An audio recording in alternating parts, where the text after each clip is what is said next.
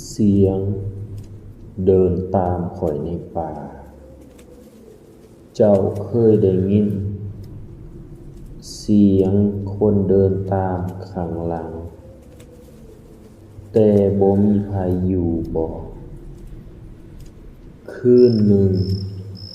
ข้อยเดินผ่านป่าคนเดียว ทุกอย่างเงียบหลาย แต่จู่ๆข้อยได้ยินเสียงปิด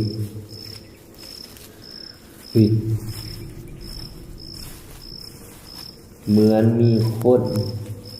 เดินตามข้างหลัง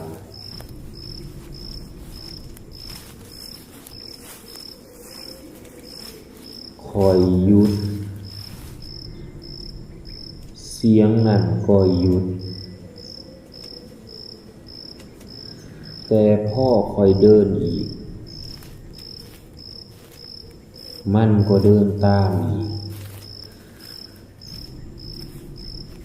ข้อยบ่กล้าหันหลัง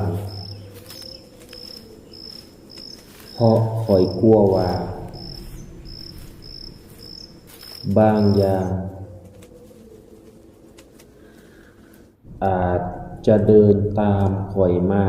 ตลอด ถ้าเจ้าได้ยินเสียงแบบนี้ เจ้าจะกล้าหันหลังอยู่บ่